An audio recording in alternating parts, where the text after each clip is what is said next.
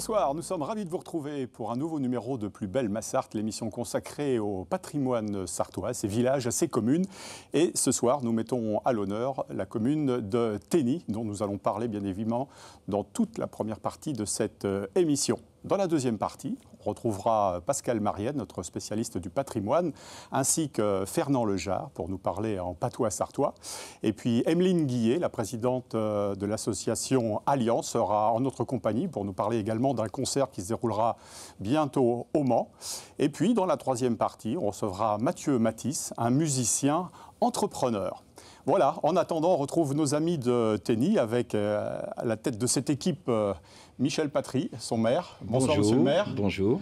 À vos côtés, vous êtes la bienvenue. Madame Annette Richard, vous êtes la présidente de famille rurale de Tenny, oui. De Tenny et trésorière de l'association départementale sarthoise. Oui, administratrice au niveau de la région.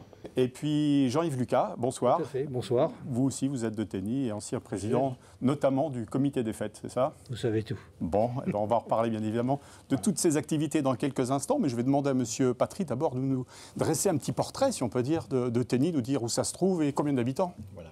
Donc la commune de Tenny comporte actuellement 1055 habitants. Donc nous sommes la troisième commune en nombre d'habitants après Conly et Sillé-le-Guillaume. Donc nous sommes situés au nord-ouest du département en direction de Sillé-le-Guillaume. Combien de temps, justement, quand on est au Mans, pour rallier Tenny, quoi? 20 minutes, 25 minutes à l'entrée du Mans. Ouais, pour ceux qui ne le sauraient pas, donc voilà la route de... La route est facile, soit la route de Domfront, soit par la Quinte, où on arrive sur la route de Laval.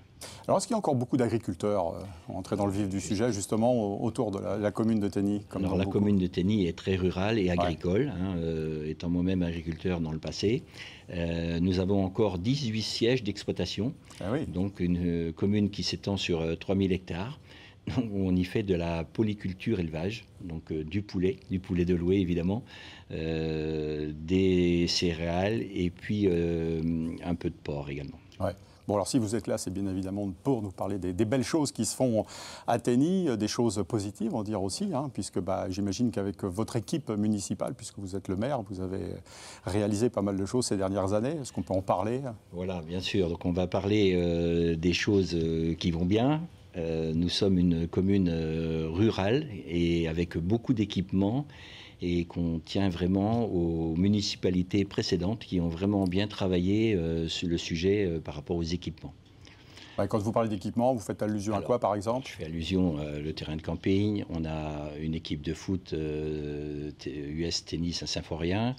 On a tous les équipements sportifs, c'est-à-dire on a un city-stade, on a autour du camping, on a un mini-golf et évidemment la piscine qui est ouverte de juillet à août. Et c'est la seule piscine du canton ou de la 4CPS actuellement. Bon, il y a bien évidemment l'église Sainte-Corneille, Sainte-Corneille, Saint-Cyprien. Saint-Cyprien, c'est ça, dont on parlera sans doute tout à l'heure avec Pascal Mariette. C'est vrai que, monsieur le maire, quand on parle de Tenny, on pense souvent au Festival de la Force. Ça, c'est quelque chose dont on va parler avec monsieur Lucas peut-être aussi tout à l'heure. Je pense que Jean-Yves est très habilité pour nous parler du Festival de la Force. Et voilà, c'est vraiment le point fort de l'année au niveau des festivités. On en parlera tout à l'heure. Bon, alors justement, on parle de force. Quelles sont les forces et les atouts un peu d'une commune comme la vôtre à Tenny? Les forces et les atouts, on le disait tout à l'heure, c'est situé pas très loin de la grande ville du Mans. Et puis, on a quand même des habitants qui habitent à Tenny et qui vont travailler à Sillé et à Évron. Brulon également, donc on a des pôles d'attractivité pour les personnes qui travaillent dans les entreprises. Donc on a une région très agricole, donc nous avons évidemment, je disais 18 sièges d'exploitation qui entraînent quand même une activité importante sur le village. Est-ce que la santé, c'est un souci aussi, les personnels de santé? Alors, on parlait d'une maison médicale peut-être? On avait une maison médicale, et je dis on avait, et on a encore cette maison médicale, puisque la famille Attal a quitté Tenny en 2023, Rudy et sa fille. Le conseil municipal a décidé d'acheter le lieu de monsieur et madame Attal. Et on a adjoint à ce lieu un cabinet où on peut recevoir 2 autres professionnels. Donc, actuellement, on a une IPA qui est là, Madame Julie Frépon, Et on a une psychologue qui est là 2 jours la semaine. Ouais, bon. Alors s'ajoute à ça le Midibus. Il faut savoir que le Midibus est arrivé à Tenny depuis avril. Tous les lundis de 9h à 17h, on a un véhicule que le département diligente sur les communes rurales pour, évidemment, les personnes qui n'ont pas de médecin. Ouais, d'accord. Voilà. Bon, parmi les grandes déceptions, il y a bien évidemment la fermeture de l'EHPAD. Hein. Voilà. Ça, c'est un drame humain, on peut dire aussi. C'est un drame humain parce qu'on avait vraiment 61 personnes qui travaillaient à l'EHPAD de Tenny. Donc il y avait un certain nombre de personnes qui habitaient évidemment le village de Tenny, donc qui ont été reclassées dans d'autres EHPAD. Mais c'est vraiment un drame. Donc on n'est pas là pour parler forcément que de l'EHPAD, mais on travaille sur un futur. Ouais. Et il y a un futur avec le département et l'ARS.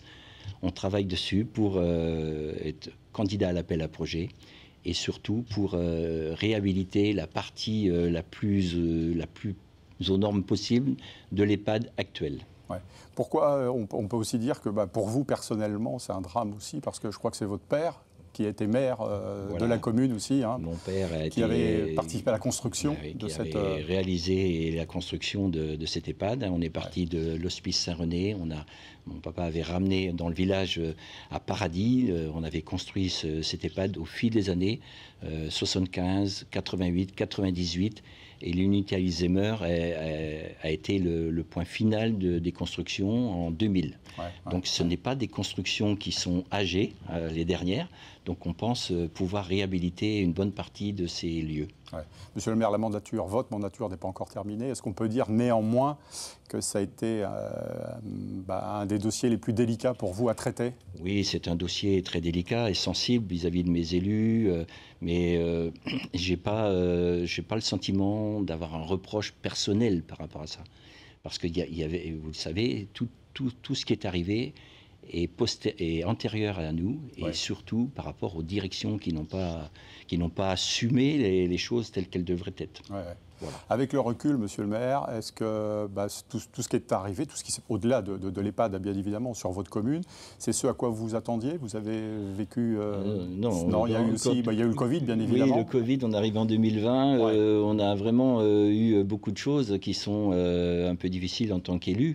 Mais bon, moi, je suis habitué par ma profession à lever des défis, c'est un peu ça. Et c'est peut-être pour ça qu'on m'a mis à cette place-là. Mais je pense que les défis sont importants pour les maires, même de nos petites communes, qui ont besoin de tous ces services, et la population est reconnaissante envers notre travail. Ouais. Alors justement, parmi tous ces services, les défis que vous avez à relever, on a parlé de la santé, du domaine de la santé, il y a aussi celui du commerce, aussi voilà. dans une commune auquel il faut faire face. Voilà, les commerces dans nos communes rurales, et je ne suis pas le seul, et je vois le Happy qui défile derrière nous, là. Les images qui défilent derrière nous.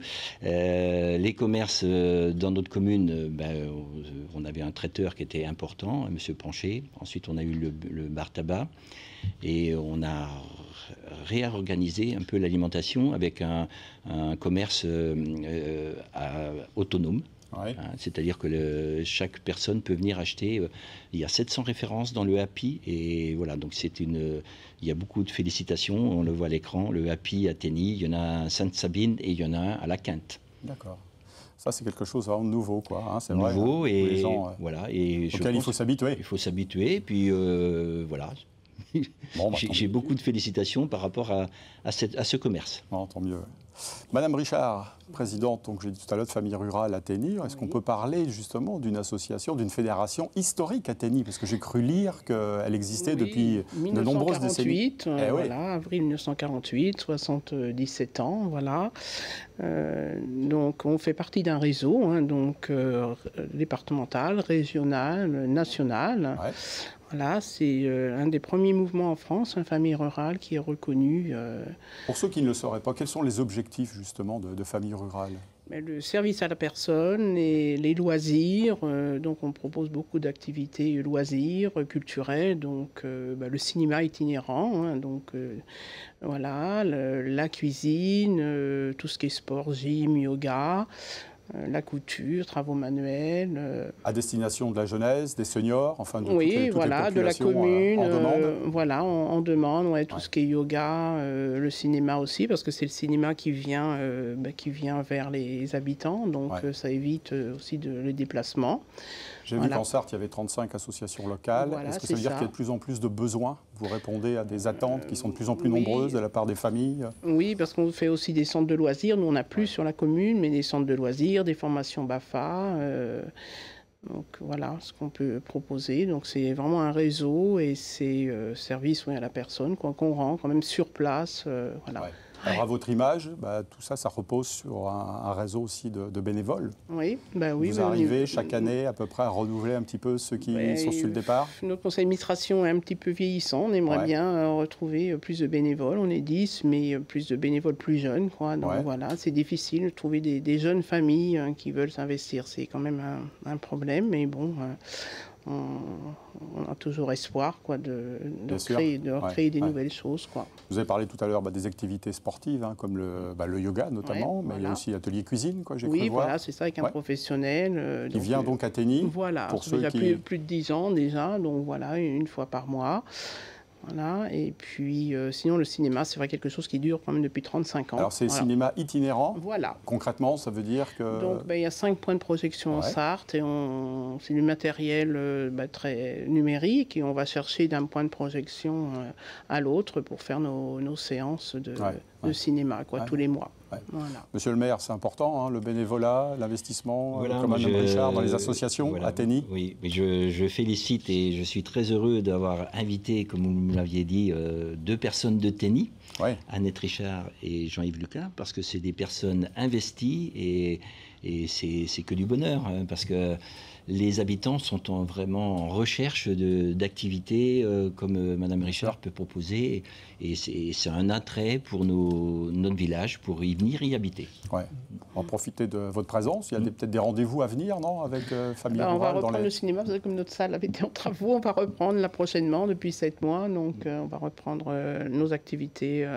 On a nos habitués au niveau du cinéma. Et, donc, c'est des films récents qui ont 5 semaines. Donc, ça, voilà. Et voilà, donc on va reprendre ça prochainement, Et puis les festivités liées à Noël, peut-être aussi? Non, pas spécialement. Non, pas spécialement. Nos ateliers cuisine, oui, ça sera sur le thème de la cuisine festive, mais sinon, non, pas spécialement. Ça, c'est peut-être la partie du comité des fêtes, ça. Et Monsieur Lucas, peut-être aussi, parce que j'ai cru, vous étiez le président du comité des fêtes. Vous avez passé la main, je crois savoir, cette année. C'est tout récent. Oui, c'est tout récent. Mais vous êtes quand même resté, on va dire, dans l'équipe. On peut rester de cœur, en fin de compte, quand on a mené pendant un certain temps une association. Oui. Un certain temps. Voilà, un certain temps, on va dire un certain temps. D'accord. Voilà. Bon, moi, je veux bien parler, je vais bien sûr... Est-ce que tu as fini, Annette? On y reviendra, c'est quelque chose à dire tout à l'heure. C'est la transition toute trouvée, parce qu'on parle des fêtes de fin d'année. Les fêtes de fin d'année, de toute façon... C'est le point d'orgue, bien évidemment. Le point d'orgue de fin d'année, c'est le Père Noël, parce que là, pour nous, c'est le Père Noël. Donc, ça sera encore une festivité importante, parce que je pense que là, tout le monde attend le Père Noël. Je pense qu'adultes comme enfants, on attend tous notre Père Noël. Et là, on aura une belle salle, en plus. Voilà, pour le Père Noël. Quand on parlait des bénévoles tout à l'heure, oui, alors est-ce que vous aussi, dans l'association, vous êtes confrontés au même problème? Moi, j'ai 60... Enfin, je vais dire moi, mais non. Oui.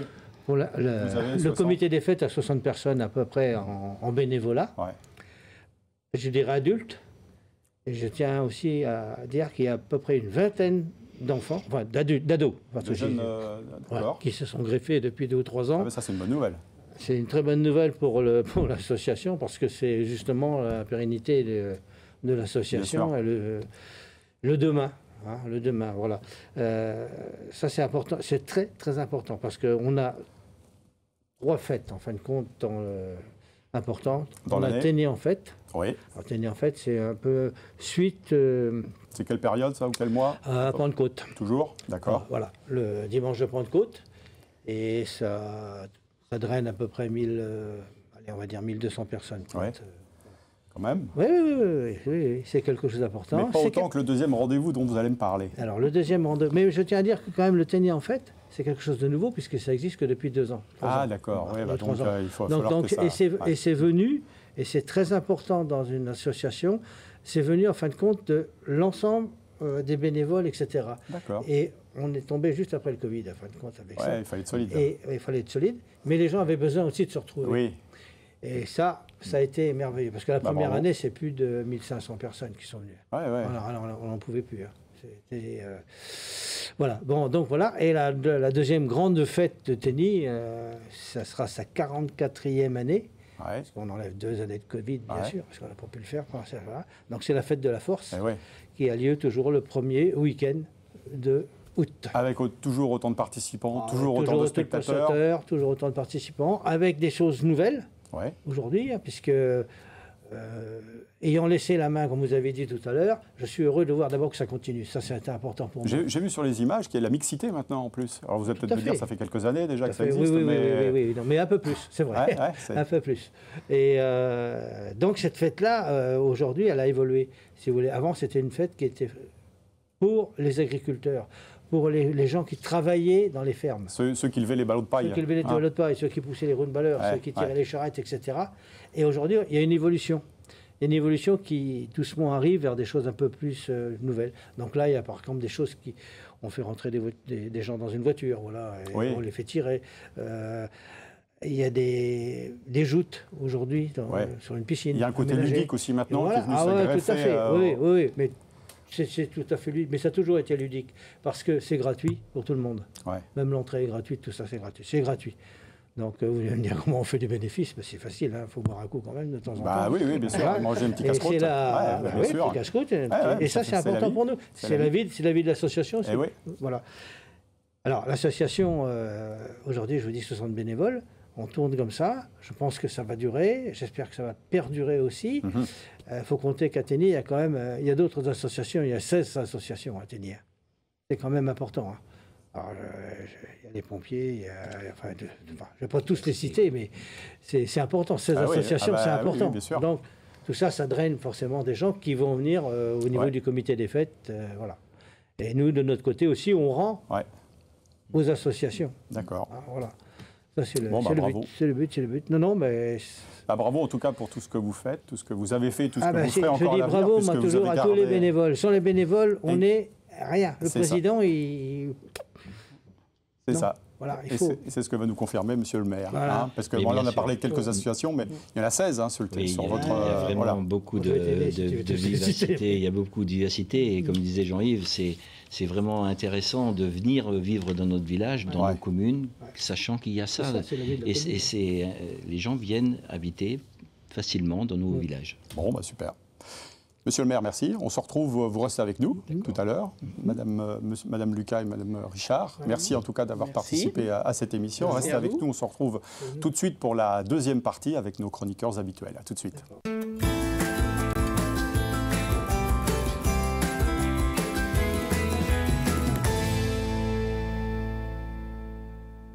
Plus belle Massart, la suite, avec ce soir la commune de Téni qui est mise à l'honneur.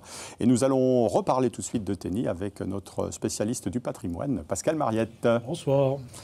Alors mon cher Pascal, qu'y a-t-il de beau à voir du côté de Téni? Alors pas d'erreur, le maire reste avec nous. Non, il va pouvoir affirmer. Alors déjà, stratégiquement, on s'installe à Téni parce que c'est sur une petite butte, sans que ça paraisse. Et on voit loin. C'est important. Donc on va y faire une motte féodale au 10e, 11e siècle. À peu près, on n'est pas trop sûr du coup, mais je suis sûr qu'à partir du 10e, c'est à peu près la grande tendance sur tout le département. On fait une motte féodale qui existe toujours, qui est toujours présente, mais qui a été fortifiée à un moment donné. Même on y a adossé un château dont on connaît quelques images, malheureusement, qui a disparu. Et bien donc on va prendre la rue du Vieux Château, c'est encore plus simple. Les rues nous précisent où c'est, le Vieux Château. Mais le Vieux Château, au départ, on aura quelques images plus tard. Regardez bien, j'ai essayé de mettre cette première photo parce qu'on voit effectivement une butte qui était une ancienne motte féodale. Là où il y a les moutons, il y avait les fossés, un grand fossé autour. Mais surtout, de cet endroit, on voyait de très très loin. Donc, et en plus, donc cette motte a été, on va dire, complétée d'une enceinte en pierre. Vous voyez, on voit très loin, on voit les Coëvrons au loin. Hein. C'est la chaîne des Coëvrons, la forêt de Sillé.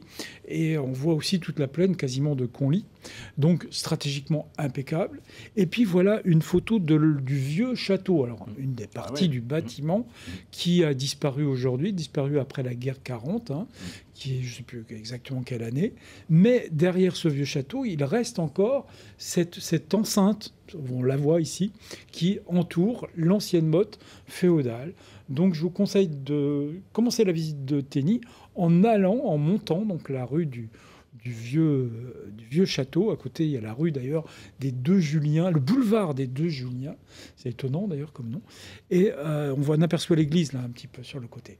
Donc commencez votre balade en allant voir ce magnifique endroit. Alors le vieux château muré tel qu'il est a été fait au XIIIe, au XIVe siècle. L'église, alors pour moi, c'est une des plus belles églises romanes de cette région. Hein. Il y a Neuvy, évidemment, où je fais souvent de la pub, mais vraiment, il faut la regarder, cette église. Cette église, elle aurait été construite entre 1087 et 1097, donc à la fin du XIe siècle, et terminée au XIIe siècle. Donc elle aurait été construite par Hubert Riboul. La famille des Riboul est très connue. Hein. Tout le monde connaît assez le Riboul. Ouais. Et qui est aussi... Riboul, il est à l'origine de la chapelle, dont on en parlait tout à l'heure, de l'abbaye cistercienne de Champagne. Mais surtout, l'église dépend de l'abbaye de la Couture.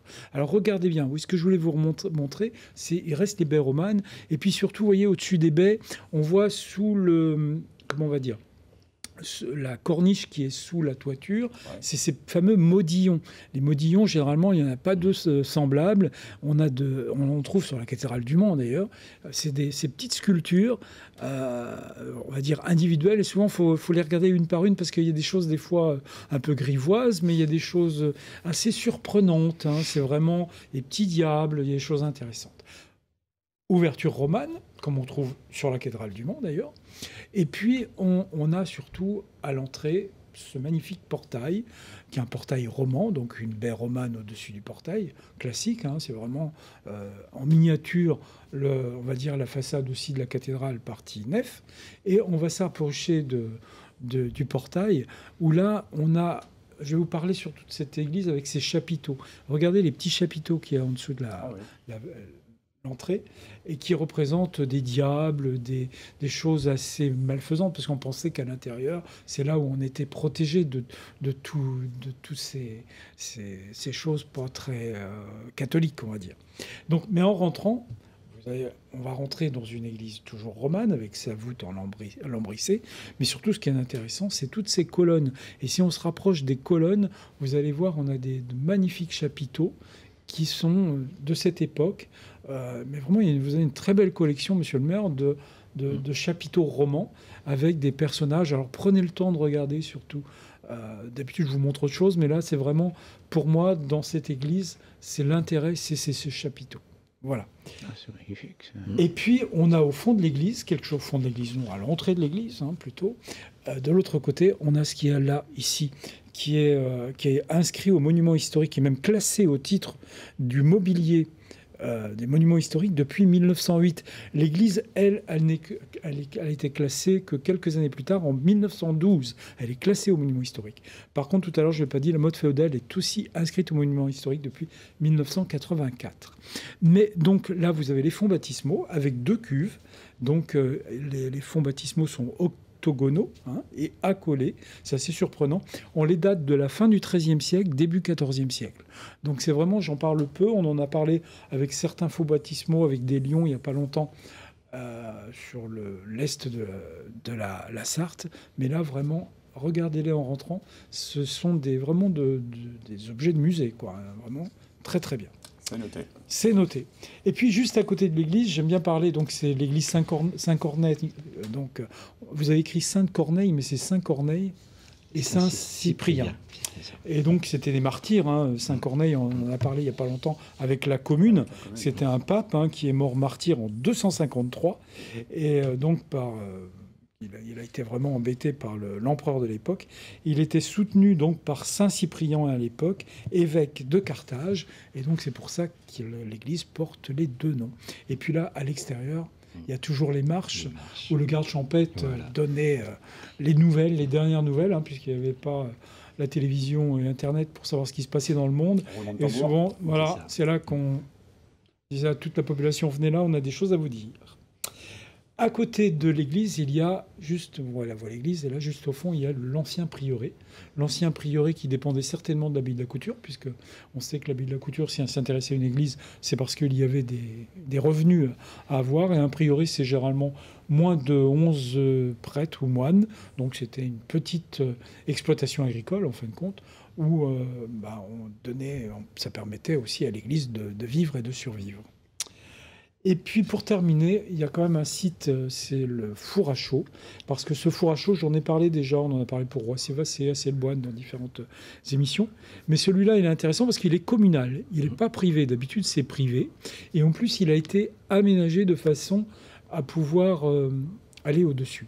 Mais tout d'abord, le four à chaud, sa fonction, c'est faire de la chaux. Alors on amène du calcaire par des charrettes qui arrivent par le haut, qui déversent le calcaire dans une tour. J'ai mis une petite coupe avec un dessin. Et en dessous, il y a un foyer. Et c'est par la calcination des pierres de calcaire. Donc on enlève donc le gaz carbonique et on arrive à la chaux vive qui sert évidemment pour l'agriculture, pour les constructions, etc.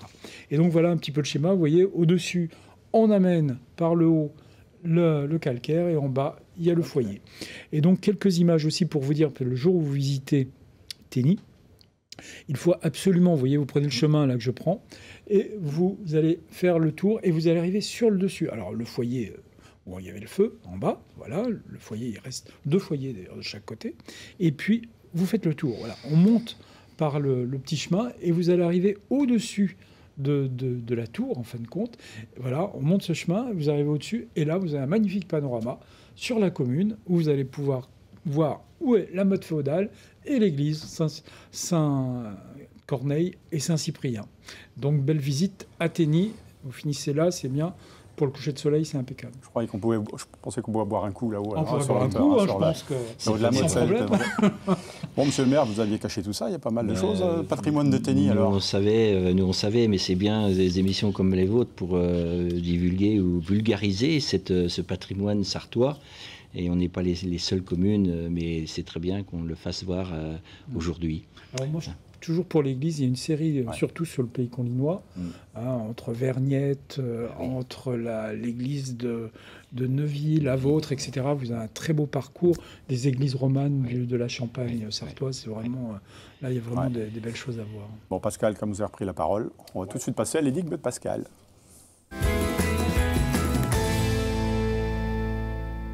Alors aujourd'hui, le nom de Tény, alors on dit Tanny aussi en sartois, on peut dire Tanny, oui. Tanny, vient du celte Tano. Que signifie Tano? A, troupeau, B, plaine, C, chêne ou D, orage? Bon, monsieur le maire ne va rien dire parce qu'il connaît forcément la solution. Alors, avez-vous c'est point du sartois, c'est du celte. Oui, justement, mais... Fernand. Tano. Evelyne, au hasard, ça va être, s'il n'y a pas de... ça va être... La B. La B, alors vous, plaine. Moi, franchement, je suis comme vous. Moi, je dirais le chêne, allez, pour me distinguer. Et Fernand? Je penserais plus à troupeau quand même, parce que... voilà. Mais... Alors, monsieur le maire, c'était le chêne? C'est le chêne. Le tanin. Voilà, le tanin pour les moulins à temps, on tend pour tanner avec l'écorce qu'on écrase. D'accord. Donc, Tano, oui, c'est intéressant, d'où l'origine du nom de Tény ou Tani. D'accord. Très bien. Super. Bon, merci Pascal, en tout cas, pour toute cette diaposée exhaustif sur Tény. Mon cher Fernand. Oui. Est-ce que cela vous inspire-t-il? Vous connaissez Tény, où l'on parle patois, comme partout en Sarthe encore? Je connais Tény, oui. Je connais le restaurant, il m'a dit. Oui, mais pour avoir parcouru la Sarthe, en travers, en vélo. Donc. Bon, alors quel est le sujet du jour, le thème que vous allez aborder? Eh bien, mon gars Bruno, il faut que je te dise ce que je pense de ce qui s'est passé à Paris, là, quelques jours. Il y a des choses qui s'y passent là-bas. Eux, là, que les Chalamberdins et les Magalos, eh ben, ils sont malins à cette heure. Un dimanche, devant toute la séquelle des gens qui se promenant et qui regardant leur portable, ils ne regardant pas ailleurs. Ils ont pris un grand échalier et Bardado, ils berzillant une kerouésée du musée du Louvre. Ça se met à broyer là-dedans, à rouler. Fallait voir, mon gars, fallait voir. Pendant que deux Magalos, ils champouillent les gardes, les autres, ils minçant tout. Et le temps pour le dire, les Vlad partis avaient les bijoux du roi de France, qui avaient été payés avec le sang du peuple. Faut pas l'oublier, ça. D'un bédé, ils redescendant l'échalier, ils repoussant Banso sur leur scotter, et bal bonjour la République. S'il y avait été un film, on aurait dit, tu parles d'une dirite, c'est pas possible un truc comme ça. Bah oui. Bardado, ça voulait pas dire, je tendais le dos là-dessus. Bardado, la bonne femme par-dessus le Kenyo, hein, c'est ça qu'on dit dans la Sarthe. Bardado, c'est tombé. Eh oui, c'est ça, ouais. Bardado, bon, voilà. C'est chuté. Voilà, bon, on l'a bien compris, hein. On a bien compris le sujet. Ben, c'était traduit, hein, je pense. Ah oui, on a vu à l'écran. Je regarde la caméra, donc... Ça a été... Maintenant, on va vous faire travailler. Ah, madame. Hein? Allez, on vous écoute. Dès que donc ça voudrait ben dire... Alors, c'est assez facile à lire, ça, quand même. On ne fait pas de gros nœud avec une petite corde. Pas de gros nœud avec une petite corde. Oui. Ça veut dire quoi? On fait pas grand-chose avec peu de choses. Ouais, c'est dans ce truc-là. C'est ça. Ah, c'est ça. Alors, on disait ça surtout sur des petits paysans qui essayaient d'économiser sou à sou. Ah oui. Mais quand tu économises avec une toute petite exploitation, tu ne peux pas gagner beaucoup d'argent. Voilà. C'est ça. Toute la finesse du monde du Meunier. Alors ensuite... Faut pas se mettre le derrière au riboulet. C'est un peu comme au courbouillon. La rate au courbouillon, ça, mais... non. La dernière, le giboulet... Monsieur Patry, ça vous costille, ça? Des quais qui dit? Les giboulets, c'est connu. Les giboulets, c'est la pluie. Ouais, voilà. Et le derrière, c'est quoi? Sortir dehors? Le dos. Le derrière, le dos? Se mettre le derrière, ah, oui, bon, le dos. Le dos, d'accord, ok. Tourner le dos. Il ne faut pas tourner le dos au giboulet. D'accord. En français, pour vous aider, on dirait aujourd'hui, il ne faut pas faire l'autruche. D'accord. D'accord. C'est-à-dire que si vous avez un problème, ça ne sert à rien de tourner le dos au giboulet, elle va quand même tomber. Ouais. Tu vas quand même la recevoir. Ah oui, c'est un vrai sens, quoi. C'est pas uniquement... Ouais. D'accord. Suivante. Alors. Monsieur le maire, tiens, à vous de jouer. Là. Comme les politiques, tu causes, t'as qu'à causer, le moulin tourne. Mais il n'y a pas de farine au bout. Mais il n'y a pas de farine au bout. Ouais. C'est comme les politiques. Tu causes, le moulin il tourne, mais il n'y a point de farine au bout. Ouais, bon, bah... Des paroles, mais rien. C'est ça. Il n'y a rien de concret, quoi, à l'arrivée. Voilà. C'est-à-dire que tu parles, mon petit gars, mais il faudrait peut-être avancer au boulot, là, parce qu'en fin de compte, tu n'avances à rien, là. Hein? Et c'est un petit peu, je ne dis pas ça pour vous, monsieur le maire, hein, mais c'est un petit peu le cas de nos politiques, surtout en ce moment. Ça cause, et puis... Les politiques à Paris, mon cher Fernand. C'est pas les gars de la Sarthe. Ça n'a rien à voir, rien dans rien. Oui. Oh. Alors, suivante. Les mots. Alors, on va reprendre les mots que j'ai dit tout à l'heure. Chalamberdin. Emeline, ça, je suis sûr que vous... non, Chalamberdin. Chalamberdin, c'est pas une notion de berdancer, de secouer, Chalamberdin, non? Rien à voir? Non, c'est un mauvais sujet. Ah, d'accord. Okay. Un Chalamberdin, c'est un très mauvais sujet. D'accord. Un Magalo. Magalo. Mon nom. John Malango-Charles. Ouais. Magalo, c'est un voleur, c'est un truand, c'est... Là aussi un mauvais sujet, quoi. Mais c'est plus précis que mauvais sujet, plus que Chalamberdin. Chalamberdin, c'est vraiment des gars qui sont feignants, qui servent à rien, c'est vraiment des gars qui servent à rien. Un Magalo, c'est vraiment quelqu'un, c'est un voleur. Bon, ok. Bon, bah super. Allez, un petit dernier vite fait pour la route, comme on dit. Ah, c'est connu, ça. Calouezé. Ah, tu connais ça. Calouezé. Tu connais, Pascal. Une calouezé. Non, ça veut dire non. Une croisée en français. Ah, bah voilà. Une croisée. Donc, c'est une croisée. Moi, je vois en architecture. Oui, alors en architecture, une croisée, c'est une fenêtre. C'est une fenêtre, d'accord. Et une calouezée, c'est une fenêtre. Bon, bah, jeu, 7 et match. Du 16e siècle. Parfait. Merci en tout cas, Fernand, pour ce texte bien inspiré et tout chaud, quoi, en fait. C'était d'actualité, quoi. Oui.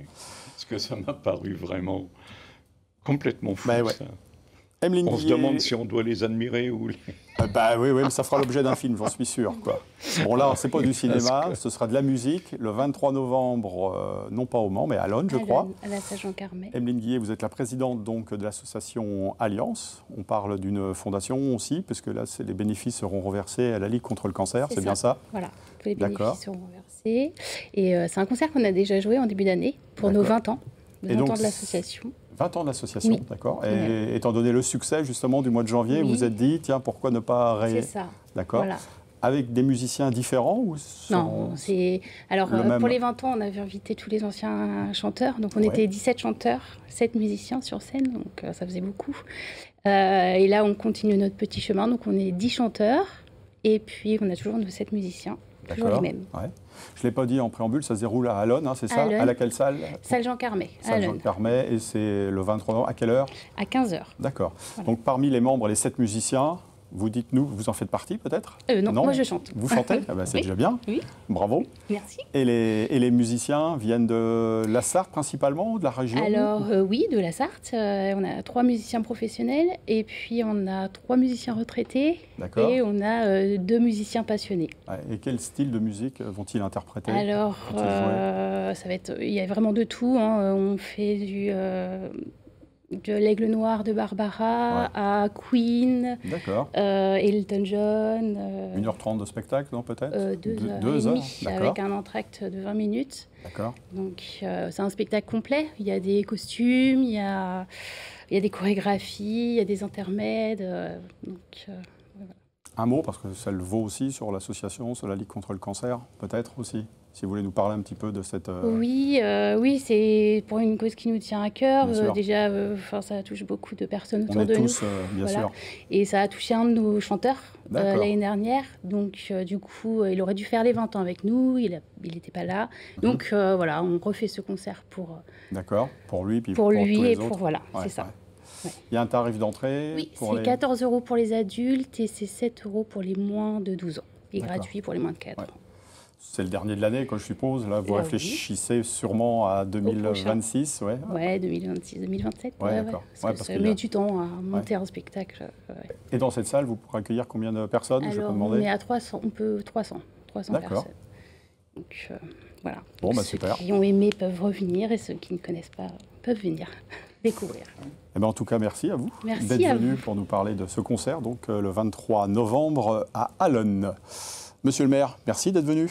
Eh bien, je suis ravi, Monsieur Palmé, et puis toutes les personnes qui étaient sur le plateau. Je remercie à nouveau mes deux habitants. Deux concitoyens de Tenny. Et Tenny, station verte, je n'ai pas dit tout à l'heure, station verte avec 5 communes, Bernay-Neuvy, Rueil-en-Champagne, Saint-Symphorien et Rouet. Bon. Donc c'est un label pour le tourisme. Bon, voilà, du loisir, du tourisme et du patrimoine. Voilà. Allez visiter Tenny. Merci les amis, merci Fernand, merci Pascal. On se retrouve la semaine prochaine. Restez avec nous bien évidemment parce qu'on se retrouve tout de suite après avec Mathieu Matisse pour parler musique et entrepreneuriat. À tout de suite.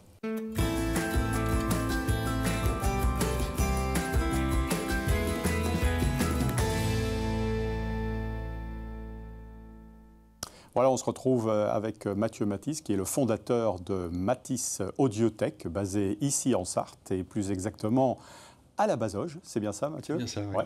D'où vous êtes originaire? Alors pas du tout. Non, pas du tout. Je suis natif d'Alsace et j'ai grandi dans le Jura et ça fait 20 ans que je suis sartois. D'accord, ok. Voilà. Bah justement, racontez-nous un petit peu votre parcours. On ne va pas remonter jusqu'à l'Alsace, mais au Mans, puisque vous êtes arrivé ici il y a une vingtaine d'années. On a bien compris que le sujet était musical, mais je voudrais connaître un petit peu la genèse de cette histoire. Oui, la musique. C'est-à-dire que j'ai fait des études à l'ITEM, en fait, à l'Institut des métiers européens de la musique. Donc il y a un pôle... En face de l'université du Maine, c'est ça? Ouais, exactement. Donc, un pôle très réputé, je crois, qui mérite sa réputation. C'est ça. Ouais. Donc j'étais en formation là-bas et puis ensuite j'ai enchaîné avec Musique France au Mans. Donc j'ai travaillé 11 années pour cette boutique-là. Voilà. Qui était située d'abord en centre-ville vers la place d'Alger à côté et puis ensuite à Coulennes et qui est revenue à la place d'Alger assez récemment. D'accord. Et donc, vous étiez conseiller là-bas, vous conseillez les gens, vous travaillez un petit peu de ce matériel. J'étais responsable du magasin. Responsable du magasin, d'accord. Donc je m'occupais un peu de tout, des réparations, des ventes, des achats, enfin un peu de tout, de la clientèle. L'homme orchestre un petit peu déjà. On essaye. Et puis, donc, voilà, qu'est-ce que... Alors, ce qui s'est passé, c'est assez simple.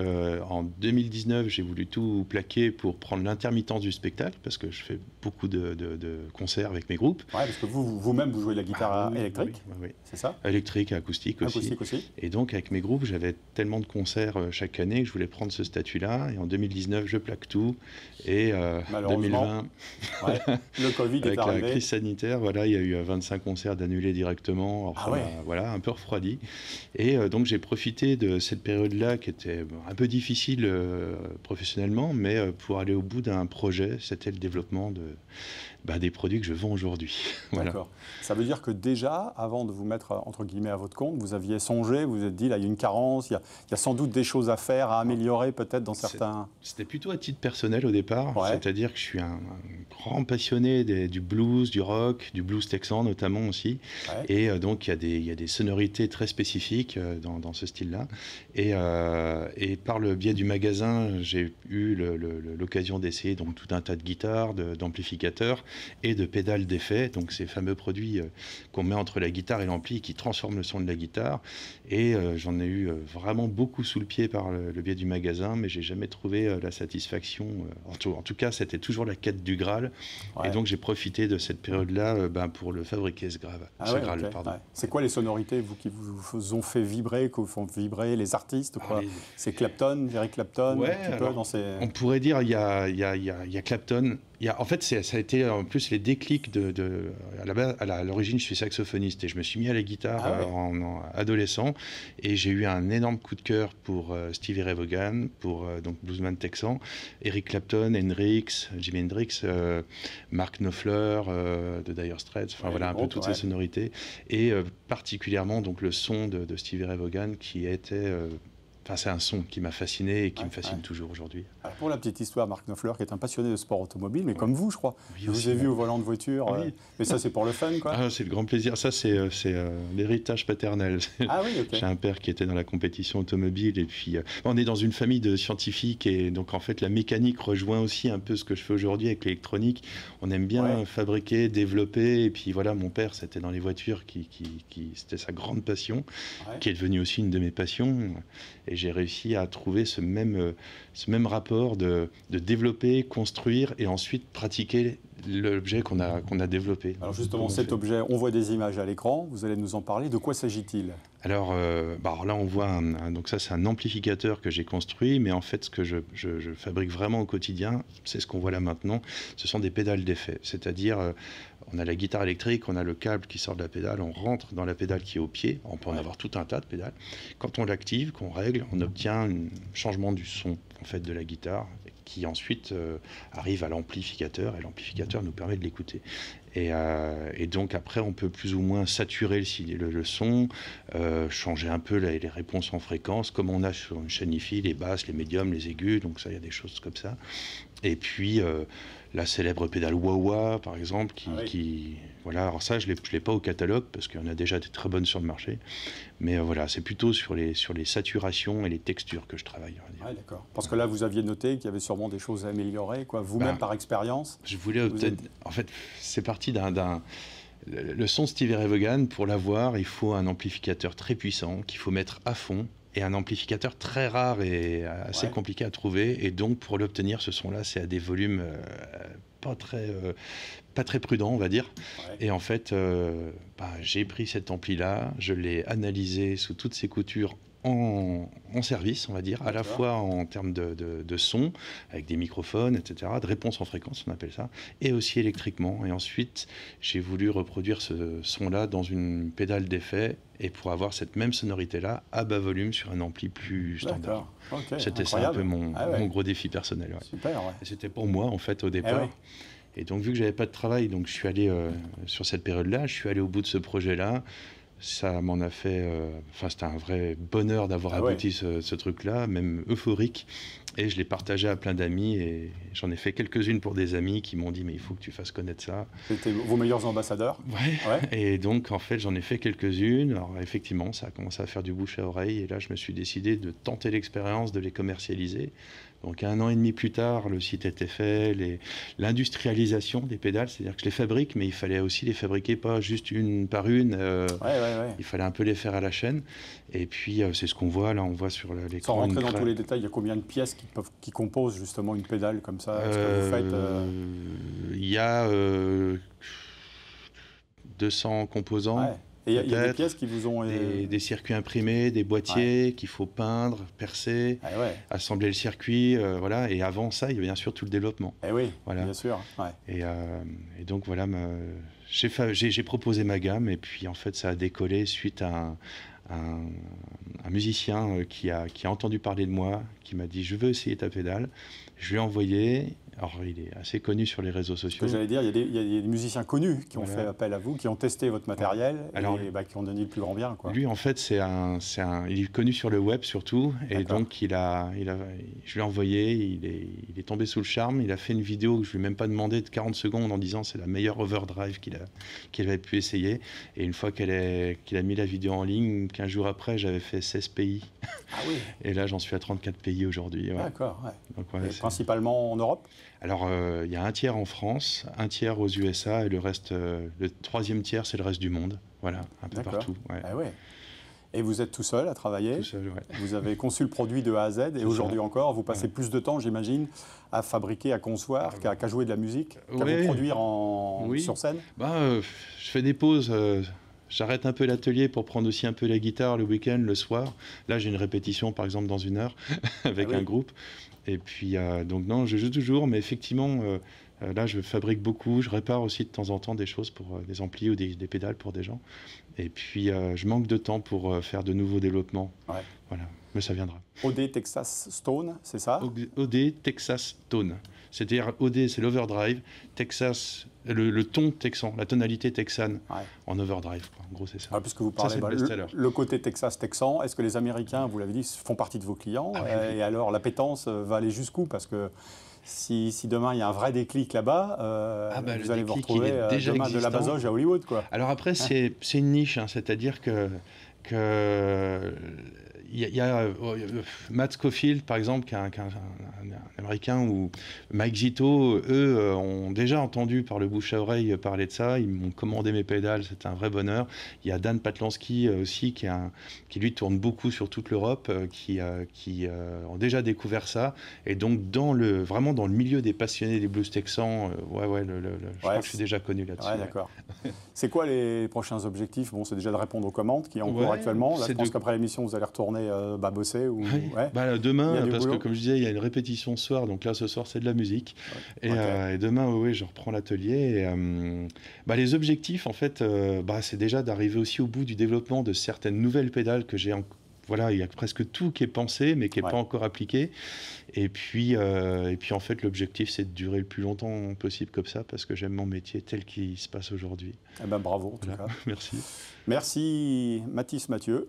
Avec grand plaisir. Merci. Bonne continuation à vous et bonne réussite dans votre entreprise. Merci à vous de nous avoir suivis. On se retrouve la semaine prochaine du côté de Degré pour un nouveau numéro de Plus belle Massart. Bonne fin de soirée. Au revoir.